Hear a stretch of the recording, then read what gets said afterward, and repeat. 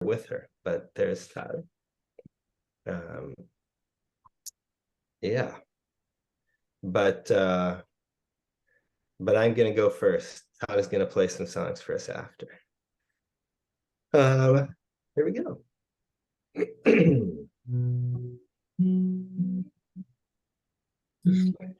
Shalom Aleichem, Malachei Ashalem, Malachei Mi Melech Malchei Amlachim, HaKadosh Baruch Hu, Yadadai, Boachem Leshalom, Malachei Ashalom, Malachei. Why your pictures don't come up now? Mi Malchei Amlachim, HaKadosh Baruch Hu,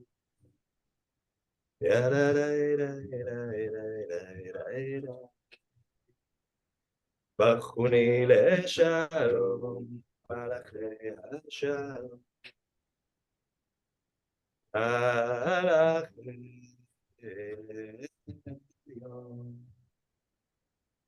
Mi Melech Malchei Amlachim, HaKadosh Baruch Hu. It's a little bit like Sean.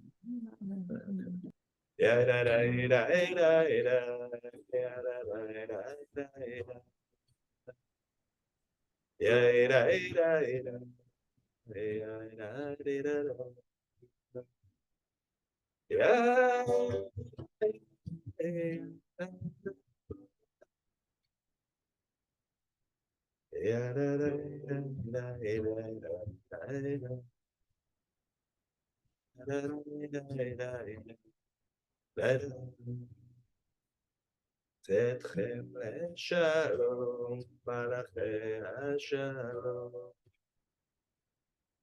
Malachei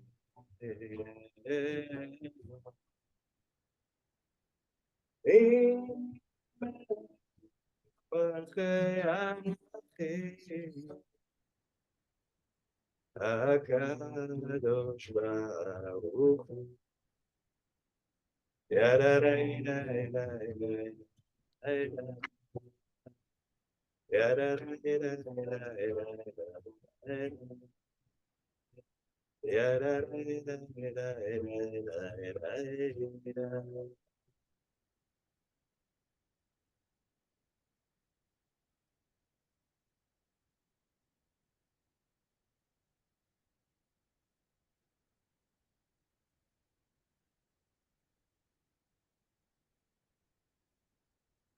So hi again, everybody. Shabbat Shalom to those who are just joining. So special week in the calendar, and we're gonna kind of try and lump the whole week together.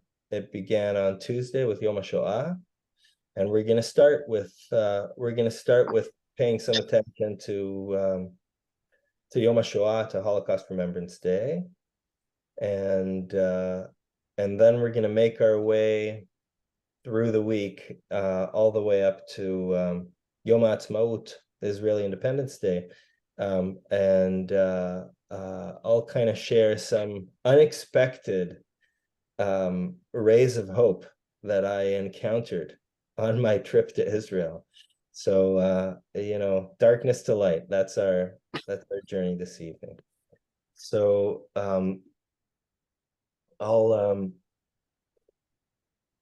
I'll share a picture to start us off with this with Yom HaShoah. Yeah, you guys see this? This is I'm going to unblur my background for a second. You see that picture there? Yeah. Yep. This is the grandfather of a young Israeli theologian by the name of Yishai Mevorach, who I've been reading his books, and they've been affecting me quite deeply. And I went to see him when I was in Israel, and on his wall is this picture of his grandfather, and he tells me, first of all, his books, they describe this thing called a theology of lack, teologia shel cheser, meaning that there's something in our theology as Jews these days that is kind of based on not something that exists, but something that does not exist. Yeah. And he's refers back to this picture of his grandfather who came out of Auschwitz. That picture was his grandfather holding him at his breast. His grandfather comes out of Auschwitz, and immediately what does he do? He starts putting together minyan's, prayer quorums. And so Ishai spends the rest of his, the whole time that he comes to an understanding of his own ideas, based on this question: how could you come out of Auschwitz and start putting together minyan's? How does that make any sense? To come out of that and immediately start praying, go back to the tradition as if nothing happened. And it connected me with the fact that we live in, as Jews, we live in this post-Holocaust world in which everything changed. Everything changed. And our relationship with God changed, and our relationship with our tradition changed. Everything changed. Everything changed. Now that has happened, everything is different than it was before, even though there were terrible things before, right? We know this. But one thing has not changed, and that's the fact that every single one of us here, and probably every Jew in some way, has this pull towards the tradition and keeps coming back to synagogue, coming back to these things, even though it makes no sense to them. Yeah, even though the logic behind it is very deeply flawed, we still come back. Yeah. And so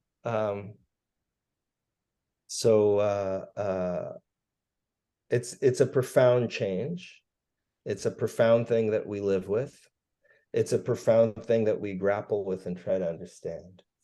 And on this day, we connect with this moment, not only with what came after and with what we live with, but with what happened and what happened to us and what we carry. So before we light the candles tonight, actually, I'm gonna ask Jonathan to share this beautiful video that Jonathan made based on a poem by Zelda, who's a famous Israeli poet, and that you'll see. It includes footage from before the war, Warsaw, 1939. Jonathan, you wanna share this? Share the video. Thank you.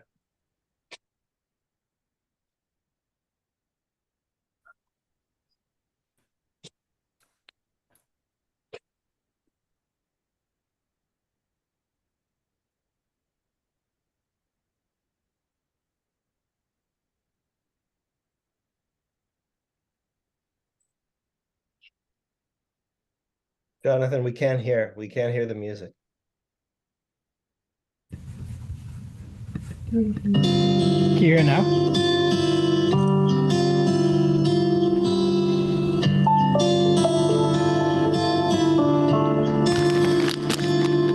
Each person has a name given by God and given by their parents. Each person has a name given given by their height and the way they smile, and given by their clothes. Each person has a name, given by the mountains and given by their walls. Each person has a name, given by the zodiac and given by their work. Each person has a name. Each person has a name.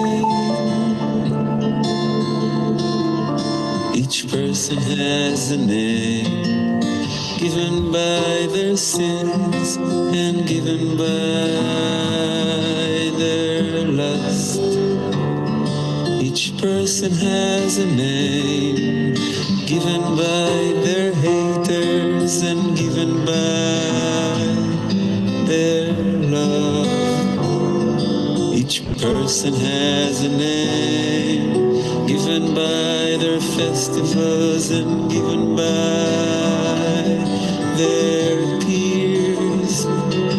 Each person has a name, given by the times of the year and by the things they cannot see.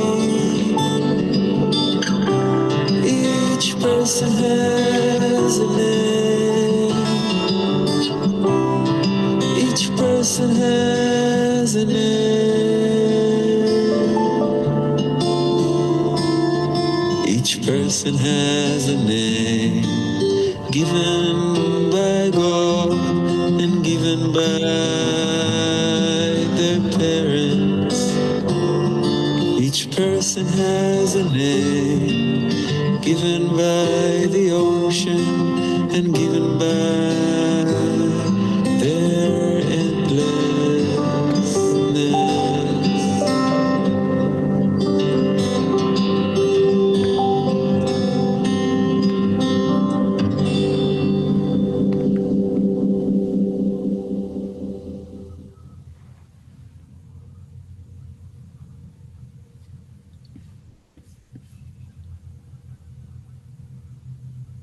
Thank you to Jonathan on his airplane. Wow. Beautiful, right?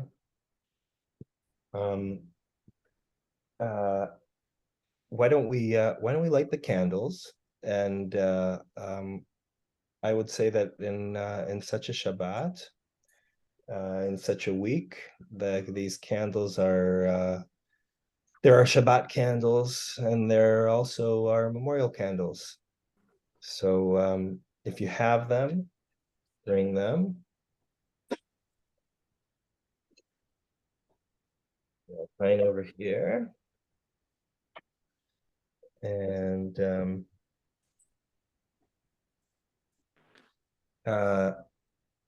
David and Joy, would you say the bracha for us? Yes. Had to unmute. Yes. Okay. Right. Thank you.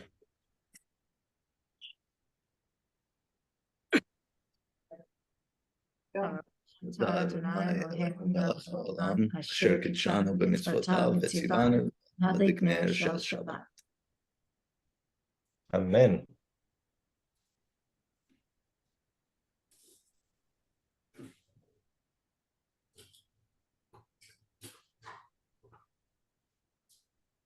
Hi, Ellen. Hi, Danielle.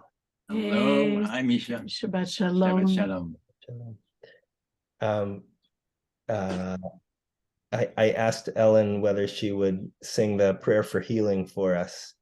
I think this might be a nice moment. We're all still healing from this, and then there's so many people healing from everything else. Ellen, would you sing the Misha Berach for us? And I invite everybody to bring into their minds and hearts anybody who needs healing. Bakasha, Ellen. Misha Berach Avotenu Avraham יצחק ויעקב, משברך אמותינו, שרה רבקה, רחל ולאה, הוא יברך החולה והחולה, ואת הקהילה הקדושה. May the source of comfort help us heal and make us whole. May we return to health and strength of soul. Yai lai, yai lai, lai, yai lai, lai, lai, lai, lai. Ya lai lai lai ya lai lai lai lai ya lai ya lai lai ya lai lai lai lai lai ya lai lai ya lai lai lai.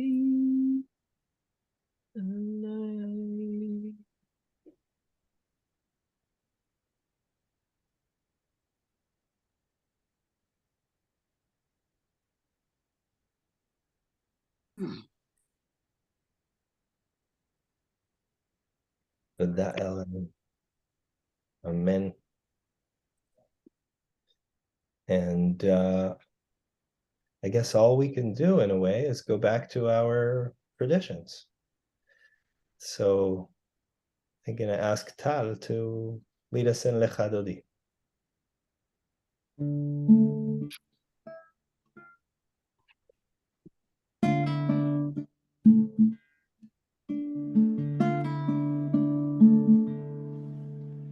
Lecha Dodi לקראת כלה, ידדה, ידדה, ידדה, בשבת נקבלה. Lecha Dodi לקראת כלה, ידדה, ידדה, ידדה, בשבת נקבלה. שמור זכור בדיבורך, השמיענו אל המיוחד, אדוני אחד ושמו אחד, לשם ולתפארת ולתהילה. Lecha Dodi לקראת כלה, ידדה, ידדה, ידדה, בשבת נקבלה.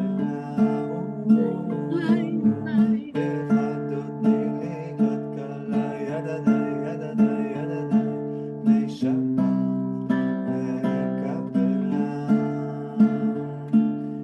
לקראת שבת לכו אל נלכה, כי מקור הברכה מראש מקדם נסוכה, סוף מעשה ממחשבה תחילה.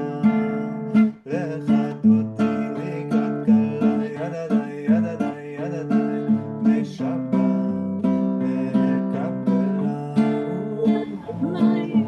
Lecha Dodi לקראת כלה, ידדה, ידדה, ידדה, בשבת נקבלה.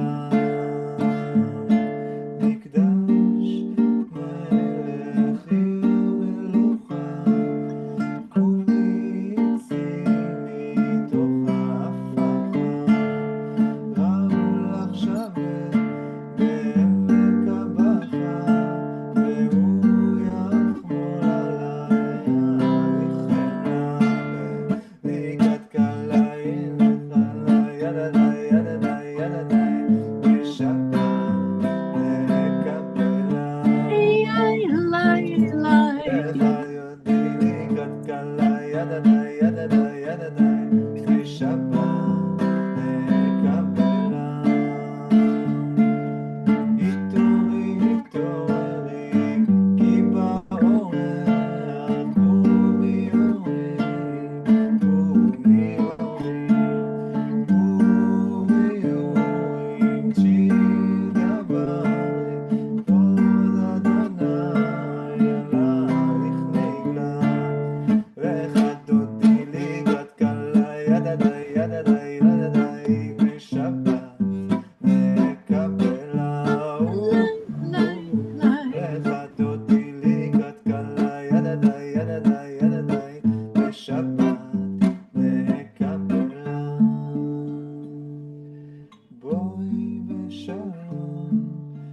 פותרת בעלה, גם בשמחה ובצערה, תוך אמונה עם סגולה, בואי חלה, בואי כלה. לחדותי לי בת קלה, ידדי, ידדי, ידדי, בשבת נקבלה. לחדותי לי בת קלה, ידדי, ידדי, ידדי, בשבת נקבלה. לחדותי לי בת קלה, ידדי, ידדי, ידדי, בשבת נקבלה. לחדותי לי בת קלה, ידדי, ידדי, ידדי, בשבת נקבלה.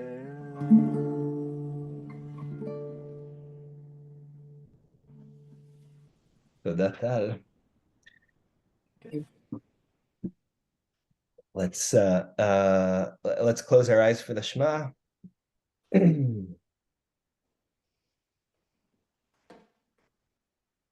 Shema Israel,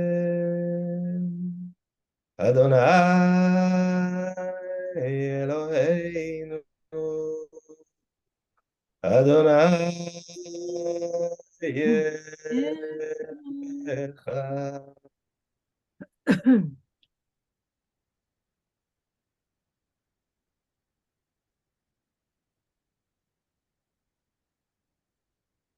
How do you want to take us into the Micha Mocha?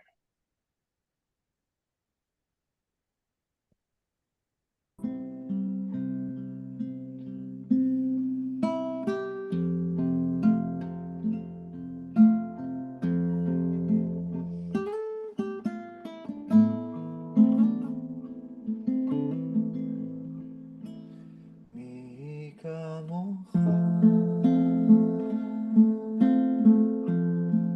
מי כמוך נדר מי כמוך באלים אדוני מי כמוך נדר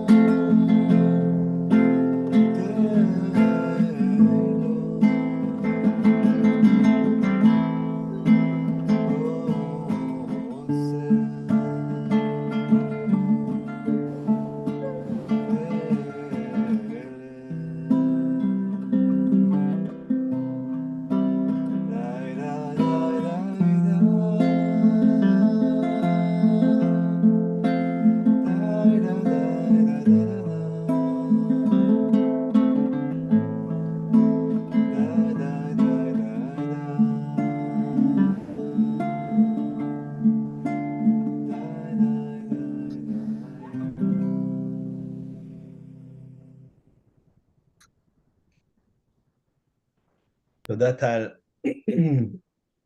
One of the traditions that's associated with these days, Yom HaShoah and Yom HaZikaron, which comes on Monday, Memorial Day, is silence, is moments of silence.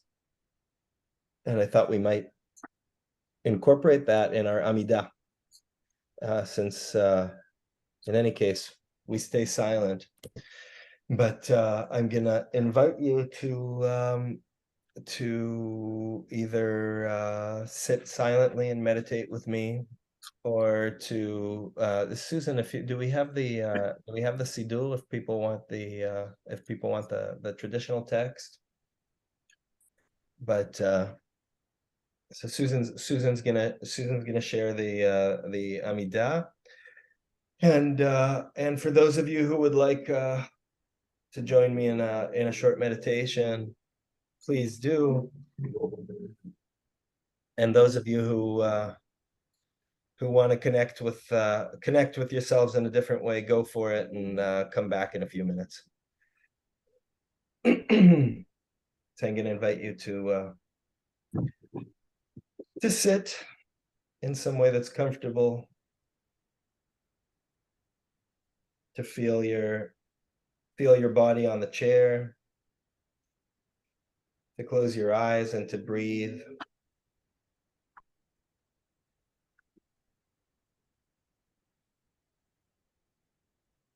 To notice whatever sounds are there.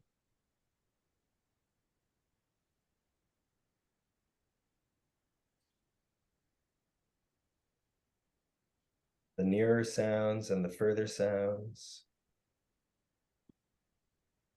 And the even further sounds.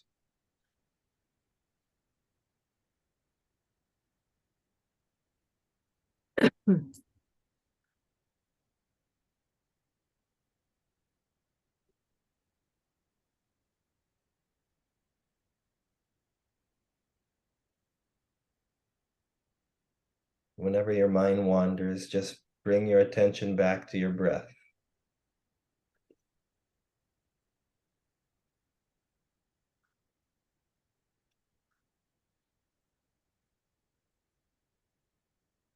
Our only job right now is just to be here.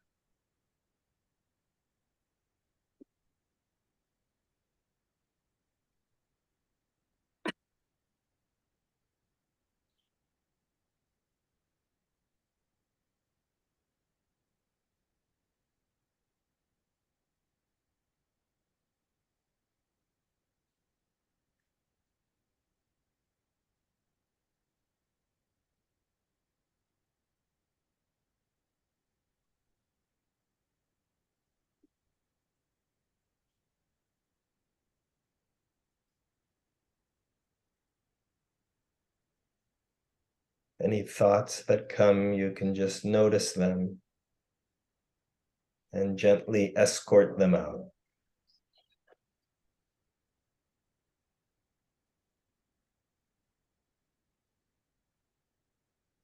And we'll take another minute or two to just remain in the silence.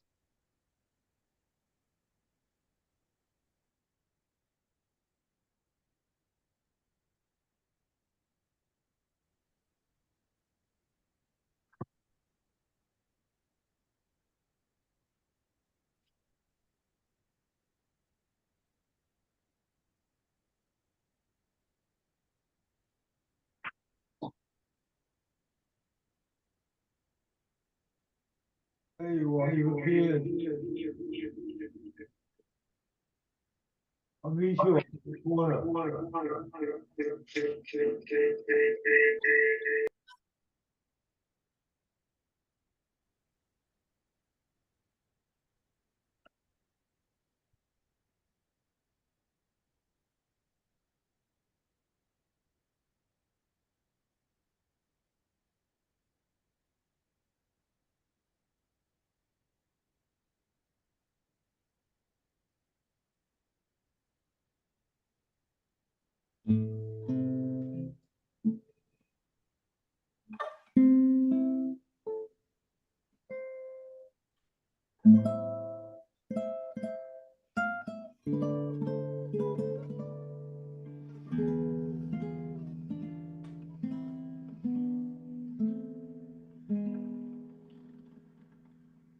עושה שלום במרומיו,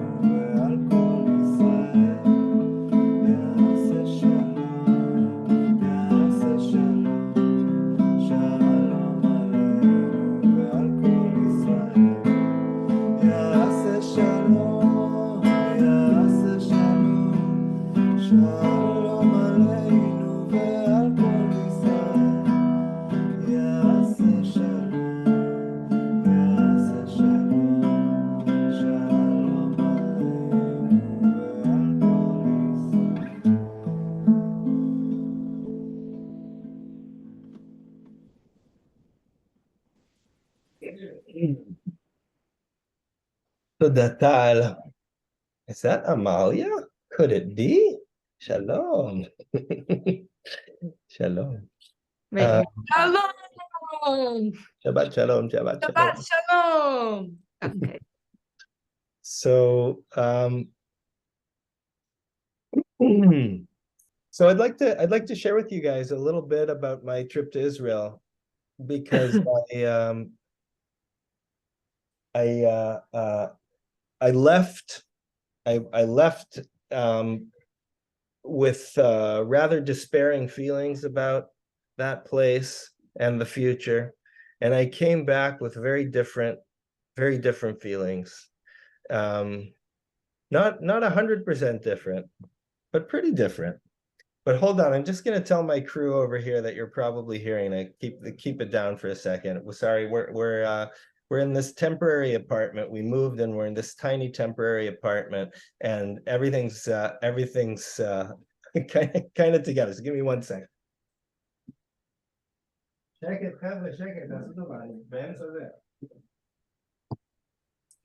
So, okay, let's see how that works. Let me know if they keep yelling. Maybe I'll just go in there and bring them in on it. So okay. When I left, when I took off, I was of the feeling that, you know, yes, certainly there's something important happening, a kind of waking up, societal waking up that's happening, but the entire thing, this crazy government over there, the whole thing basically spelled out to me the beginning of the end of this project of Zionism in the state of Israel. That's how I was feeling. I was feeling like I couldn't see a future. I couldn't quite see it. And that was actually one of the main reasons why I wanted to go, because I knew that being here and being in your head about it and all of that is very different than being there on the ground with people and human beings and mountains and trees and food and loveliness, among all the other things. So I had an instinct that that I needed to go. I needed to set my feet on the ground there. So I land, and on the in the car, my dad picks us up. It was me and Matan. My dad picks us up, and on the way over, I hear a bit of news on the drive from the airport to Jerusalem that Shlomo Artzi, people know Shlomo Artzi? Yeah, okay, there's a few people, Rosenberg crew. Shlomo Artzi is like, he's maybe the most popular Israeli singer in the history of Israel, basically. Yeah, he's been around forever. And I would go to his concerts as a kid, and you know, he's really this kind of amazing guy that you're also kind of sick of his songs and everything because you've heard him way too much. So what do I hear on the radio? He's so mainstream. He is like the Israeli mainstream. Years ago, he sang a couple, semi-political songs. He had one or two, but for the most part, the guy he's not a political entity. At least that's not my experience of him.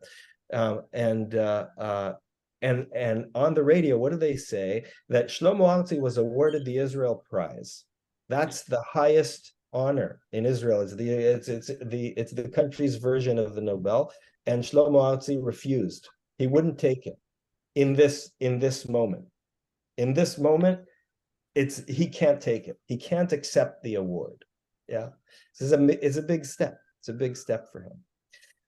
So I already felt like, okay, there's something. This is bigger than I was previously feeling, even though we were already on week 12 of demonstrations and all. Some of this stuff I shared in that letter that I wrote while I was there. But we go out for a walk that evening in Jerusalem, and we end up, me, my mom, and Matan, and we end up just kind of by chance landing on the exact junction in Jerusalem where the protests are about to erupt.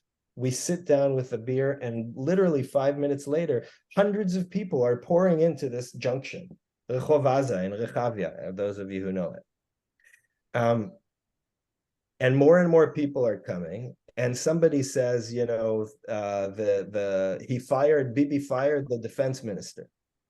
And so everybody's going crazy because it was such a crazy move, a stupid move also, but also just a really, it's so over the top. Why? Because in case some of you don't know, it was because the previous day or a couple days earlier, the Minister of Defense came out saying, we have to rethink this whole legal revolution that we're planning. We have to rethink it. Why? Because everybody in the army and all the armed forces was saying, this is not good. We're getting way too many reserve soldiers who are telling us they will not come and serve anymore. There are too many Air Force pilots who are saying, if this thing goes through, I am not coming to fly an airplane, and we are getting short-staffed. And so the head of Shabak, the Internal Security Service, the head of the army, the head of the police, everybody is coming to the Minister of Defense and saying, hey, you got to stop this. And so he steps up and says something, and then Bibi fires him. And then the whole country erupts, just as I'm sitting down for my beer. And what happens is that within about 20 minutes, there were thousands of people blocking this junction, which was right next to Netanyahu's residence. And we join, the three of us join, and are instantly washed over with happiness. That's the feeling. It's urgent. It's an urgent thing happening. People are seriously nervous about it. My brother is like losing sleep over the prospect of this thing. But when you're at the protest, you're washed over by a sense of fulfillment. You're finally expressing yourself, and you're not alone. You're in concert with everybody you know. The entire city was there. And it's not just your regular crowd of the lefties that show up to the protests in East Jerusalem, or the people from synagogue, or whatever your little circles. It started with a lot of university students who were kind of starting the chants, but then it's elderly people, it's kids, and this was at 10 o'clock at night. It's lots of people with kippahs. I was wearing my kippah both because I felt it to be a kind of religious affair for me. Protest and prayer for me personally are very closely linked, So I wear my kippahs when I'm protesting. But the other reason I was doing it was because I thought, it's better to have, we need representation of religious Jews in this protest. But it was completely unnecessary because there were so many religious Jews in that protest. Yeah. And just to be clear, the generally speaking, Orthodox Jews in Israel are right wing, right? They tend to support the government, the right wing government, right? And so that tells you something about the makeup of this protest. Yeah. And the other thing that that was especially strong for me was I immediately started seeing people with anti-occupation signs as well, right? Which was an issue early on in the protests. Yeah, people with the sign, there is no democracy with occupation, and that's certainly my position. But for right-wing people and anti-occupation, vocally anti-occupation people to be together in the protest, protesting the same thing, that's really major. Yeah, that was significant. And the chants, for me, I'm coming, I was like, living theater, anarchist, pacifist theater maker, not that long ago, maybe 15 years ago, that was me. And so when everybody of all types, straight, very straight crowds are singing together, democracy or rebellion, I was very excited. And if there is no equality, we will overthrow the government. That's what they were. That's one of the main chants.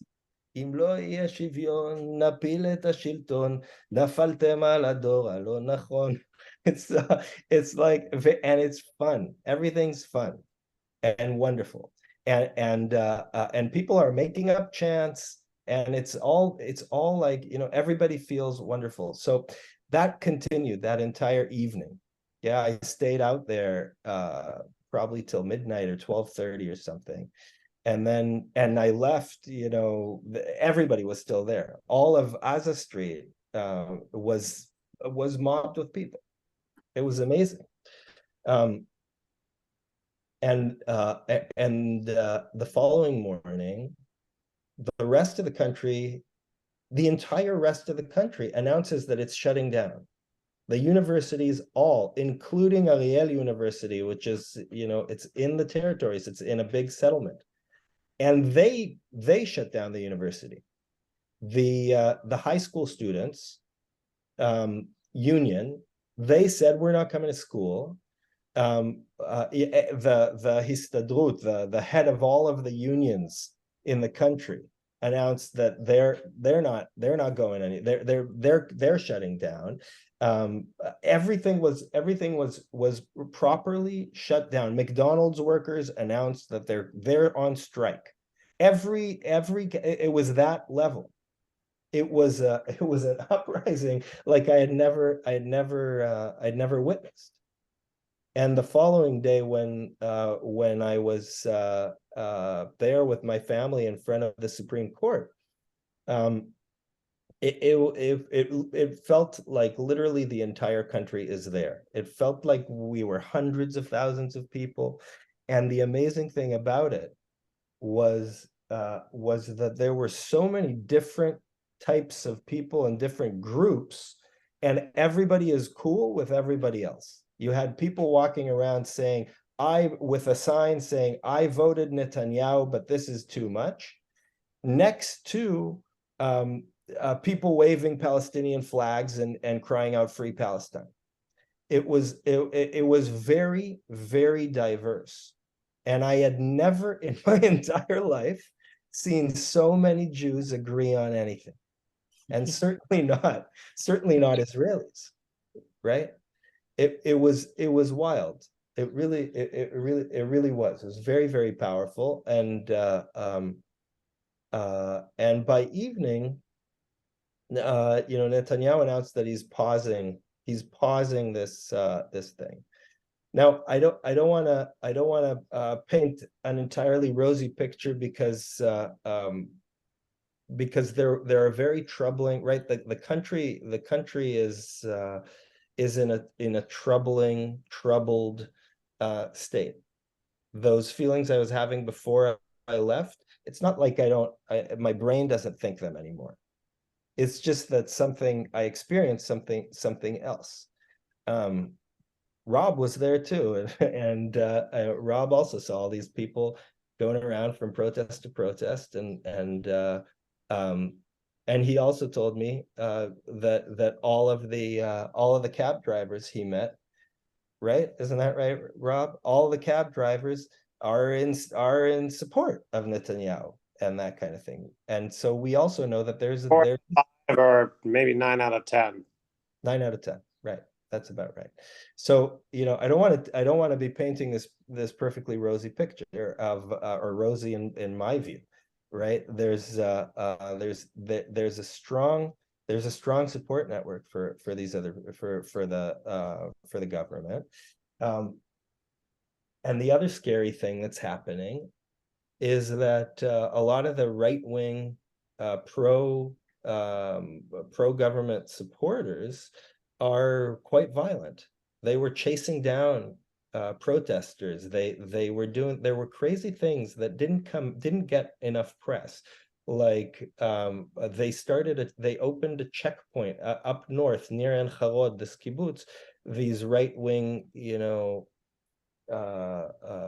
these violent right-wing protesters started a checkpoint, and they would stop cars, and if they decided that the person in them is a left-wing, is a lefty, a smolani, then they would detain them and scare them. And there were all kinds of horrible stories about moms with her kids in the car getting scared by these people. And it hasn't gotten enough press.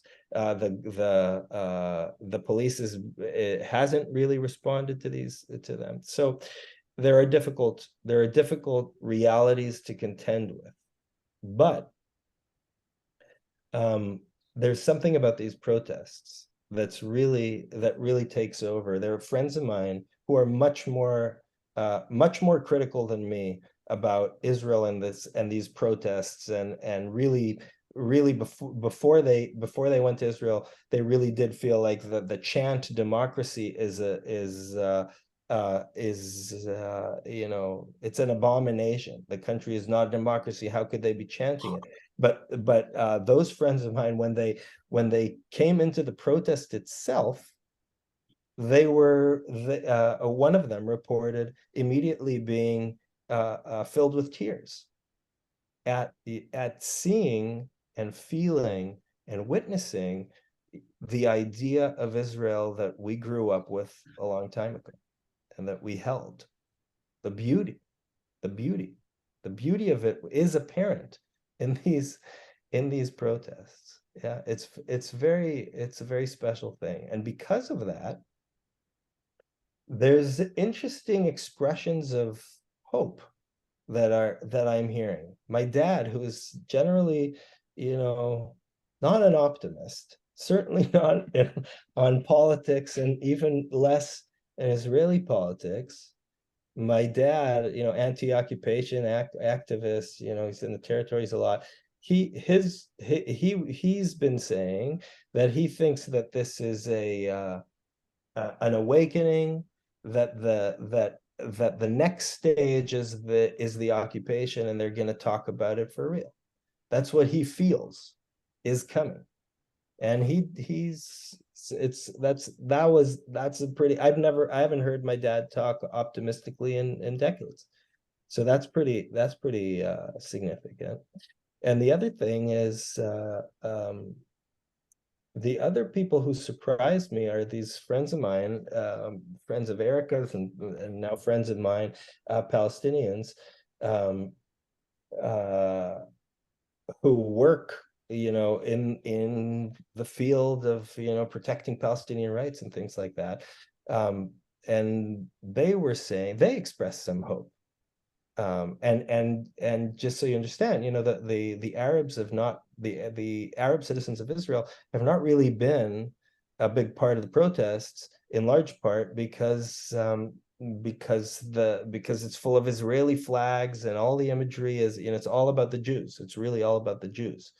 And a lot of the Arab speakers have been asked not to come speak at the protests, so as not to alienate the center right and the right wing protesters who are participating in the protest. And so and yet these friends, what they expressed was some hope that maybe now Israelis will see that they have more in common. Secular Israelis, liberal Israelis will see that they have more in common with them than with the right wing, Orthodox, ultra-Orthodox members of the tribe.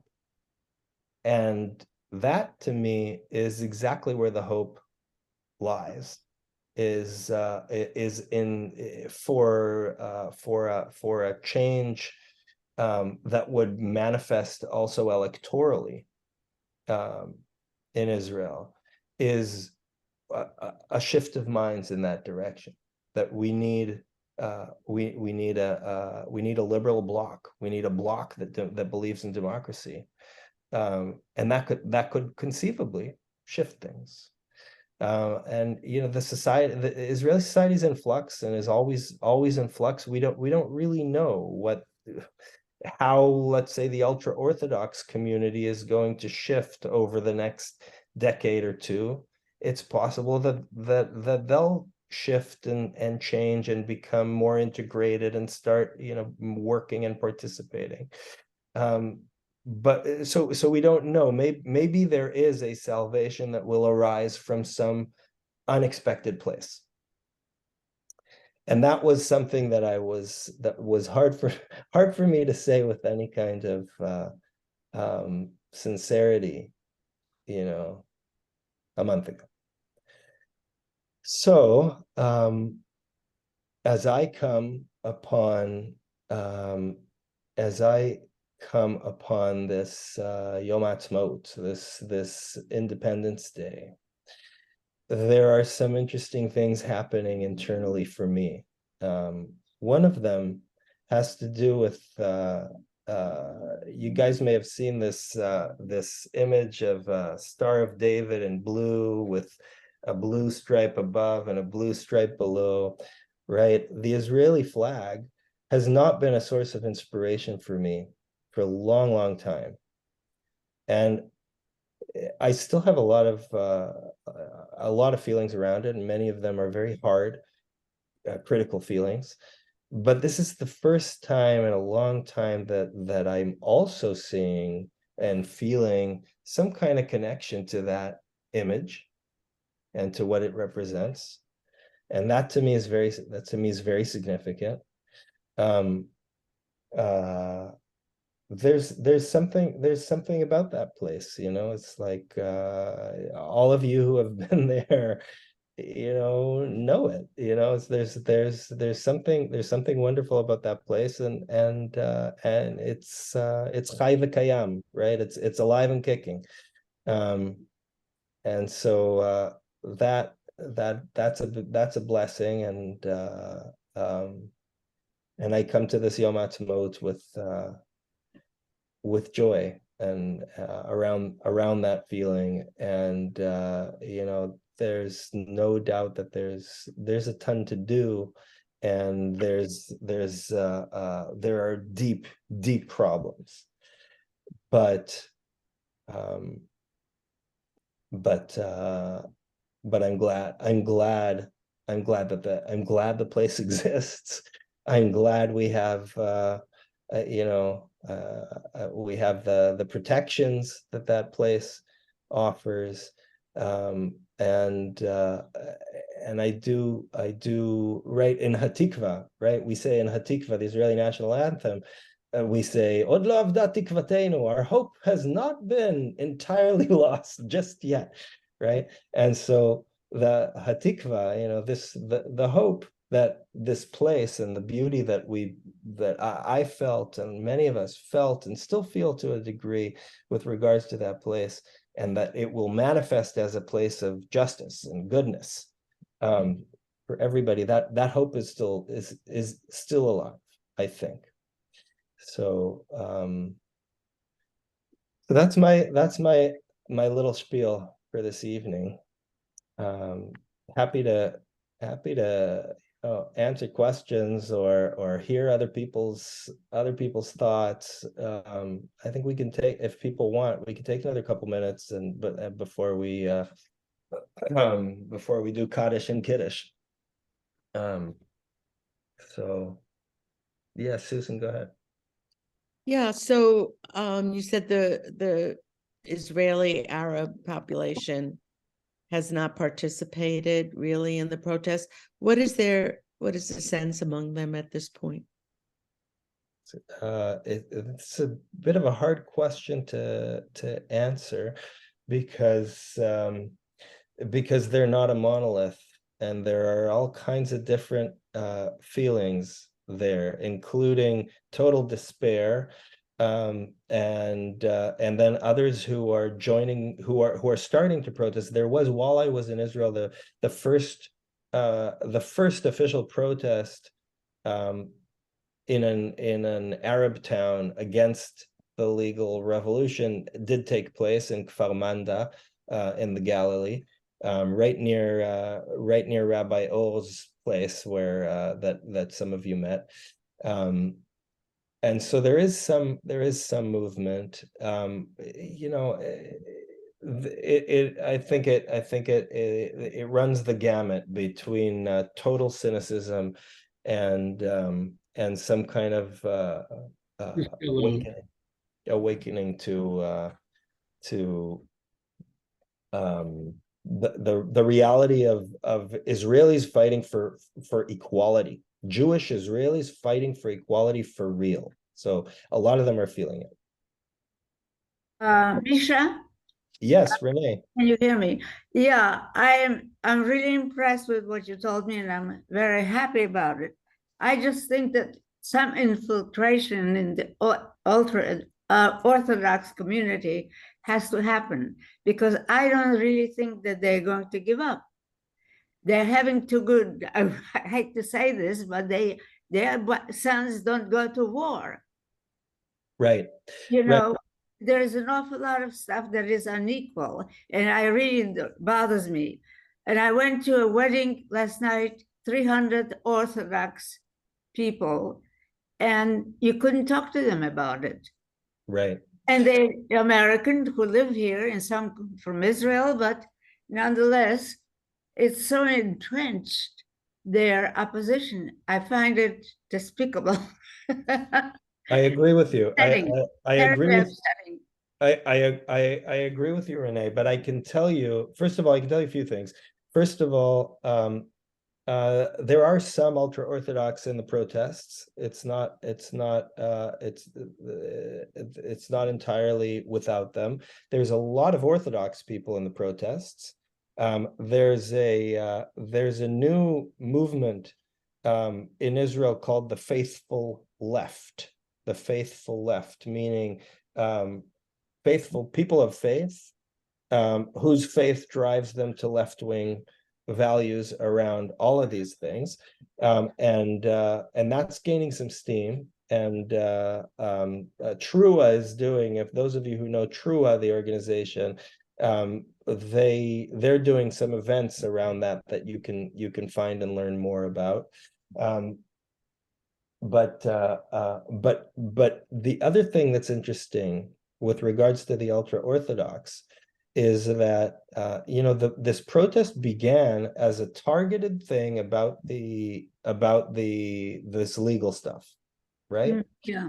But it has grown far beyond the specific thing, And now that the protests have been successful, then the core of the protest movement is demanding all kinds of things. So, for example, the current government has came together with a decision to lower the age of not having to serve in the army. Currently, the age is 26. If you move to Israel and you're older than 26, you don't have to serve in the army. Now, why is that? Why do they want to lower the age to 21? Because ultra-Orthodox Jews don't have to serve. Instead, as long as they're going to yeshiva to study Torah, right? They don't have to serve in the army. And so because of that, they have to stay studying in yeshiva, studying Torah until the age of 26 right now. But that's not enough for the ultra-Orthodox parties. Now they're asking for them to be, relieved of that requirement at age 21. Yeah. So the government is talking about this. And now with the protests, they talked about it the week I was leaving, and the whole protest movement, yelled and screamed. And because of it, the government understood that it can't really do that right now. This is bad timing for them. They can't pull that off. And so this may spell certain changes and a certain sense of empowerment because the vast majority of Israelis, find this crazy. Right? It's crazy. If you think of the future of Israel, it kind of makes no sense, because in 20 years, there's going to be 1 out of 3 Jews who's ultra-Orthodox, approximately. Most of those people don't work; they don't contribute to the economy, and they don't serve in the army. They take a crazy amount of money from the pot of the from the general population. It's just not sustainable. So something's got to give, and this protest movement may actually spell some kind of shift here. I hope so. Amen. Because I find it extremely upsetting that they're against the thing that they came to Israel. A lot of them, the older people who came to Israel, and they were so happy to be able to go to a country where they could go to, away from Eastern Europe, and then they turn around and become ultra crazy, and they behave like idiots. I'm sorry. It's a very thing with me. It's an emotional issue for anyone close to that issue. It's emotional. It's emotional. Everybody. My nephew is going to go into the army in this coming March, and he goes in with the knowledge that all these other people don't have to do it. So and it's dangerous, and the country's so right wing, and there's anyways so much craziness around it. So it makes it more difficult. Yeah, thank you.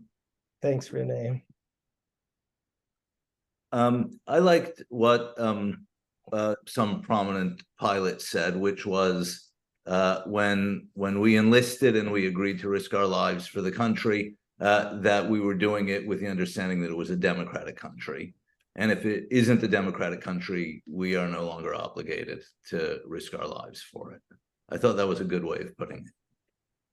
That's a lot of people are feeling that way, and a lot of people are coming to the protests with these signs like, my brother did not give his life for a fascist country, for a dictatorship. So there's a lot of powerful things coming out there. So I think I'm happy to talk with whoever wants to talk about this stuff, write me a note, give me a call. Happy to talk on these issues. But I think let's bring us towards a conclusion of this lovely evening. we'll do the mourner's Kaddish, and then we'll do Kiddush and Motzi, and then Tal has got this wonderful song that he's gonna sing for us, written by Jonathan Geffen, who's maybe the country's greatest popular poet, who wrote a lot of the classic songs of Israel, and he died this week from cancer at age 76. So we'll end with that. But for now, I invite you. I'm going to speak some names of dear ones to this community, and I'll invite you to put other names into the chat. So we are thinking of Janina Casper, the mother of Jeff Casper, Benedict Guanter, the grandfather of Holly Guanter, Helen Jacobs, the mother of Leslie Kippen, Frida Mearson, the mother of Amy Mearson, Patricia Singer, the mother of Gabrielle Casper, Gerhard Vasco, the uncle of Danielle Ray, Dale Weinberg, the loved one of Michael Levin. And then we are also thinking of Lillian Kanev, Lila Fate, Adrian Myers, Pamela Mayo, and Amber.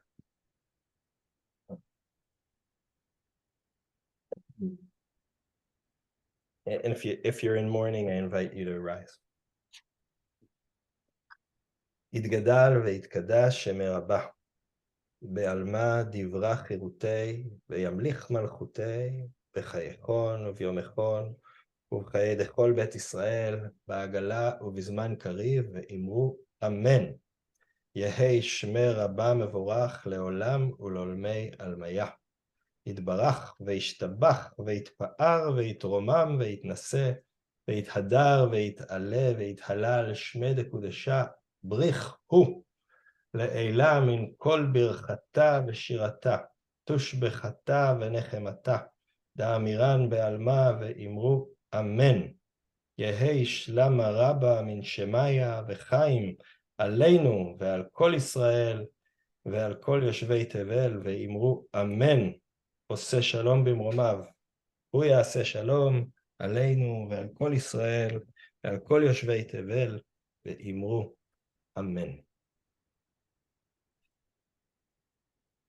We add Rebecca Adler to that list, and the memory of the 6 million who were lost. Yes. Could we add my mother, Alice Gordon? And Rose, Ricky? Ricky's mother, Alice Gordon, did you say? Yes, thank you. Alice Gordon Washington. Alice Gordon Washington. You people have wine?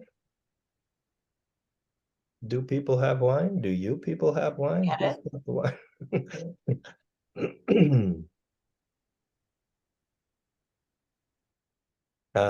I suggest we all unmute and try and do the Bore Pri Agafen in a wild zoomy chorus.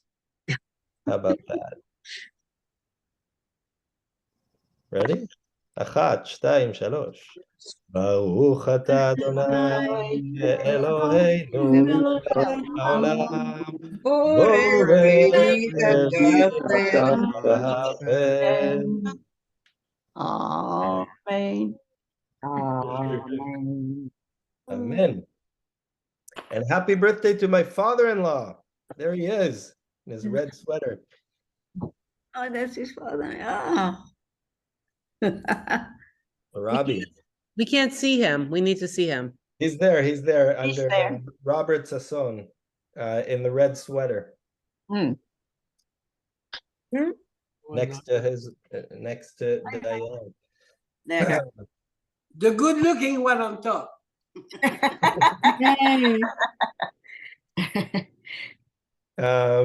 All right, so Tal is going to play us Yeh Tov. Yeh Tov is what Israelis always say. Yeh Tov, Yeh Tov. It'll be good. Somehow it'll be good. Yeah, it's a song Jonathan Geffen wrote and made famous by David Broza. in the I guess early 90s. Susan, did you get that email that Tata sent with the translation?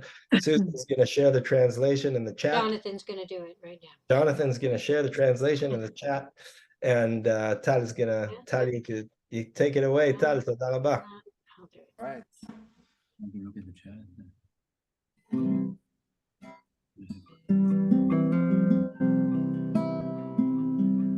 אני מביט מהחלום, שזה עושה לי די עצוב. אביב חלף עבר לו, מי יודע אם ישוב. הליצן נהיה למלך, הנביא נהיה ליצן.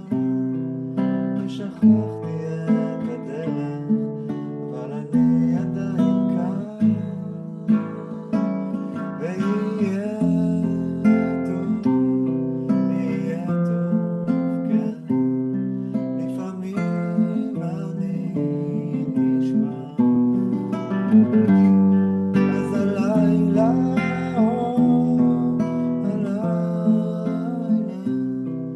איתך אני נשאר.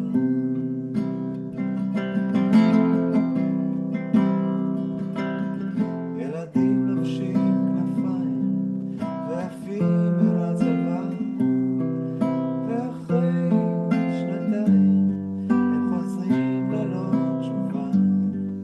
אנשים חיים במתח, מחפשים סיבה לנשום, ובין שנאה לרצח מדברים על השלום. יהיה טוב, יהיה טוב, כן. לפעמים אני נשבע. אז הלילה, הלילה, איתך אני נשאר. שם למעלה בשמיים, עננים לומדים לעוף, ואני מביט למעלה, ורואה מטוס חטוף, עם שלל של גנרלים, מחלקת את הנוף, ושלהם ושלנו, ולא רואים את הסוף.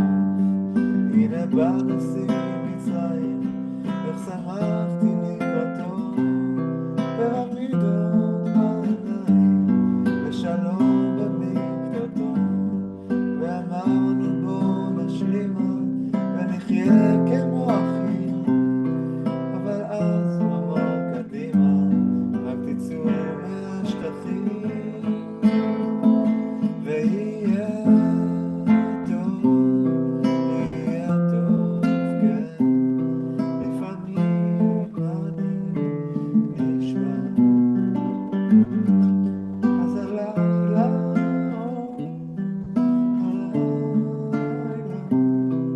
איתך אני נשאר.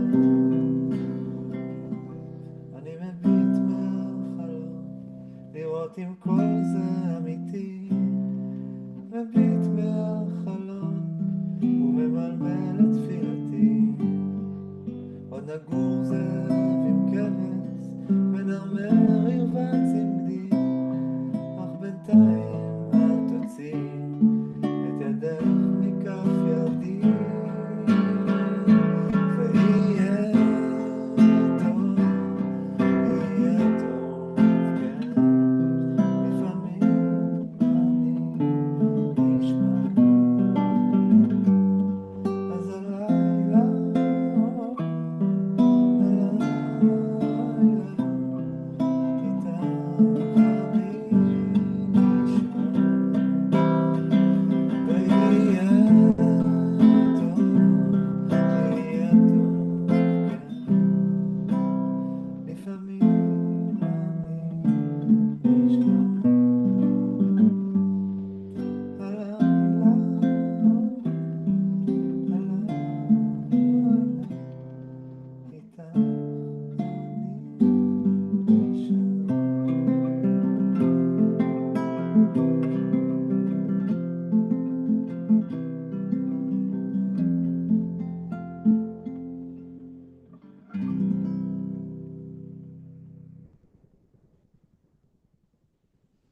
יהיה טוב, יהיה טוב. יום יבוא ויהיה טוב. תודה רבה, everybody. Shabbat shalom. Beautiful evening. Shabbat Thank you. Shabbat shalom. Shabbat shalom. Shalom. Shabbat shalom. Shalom. Shabbat shalom. Shabbat shalom.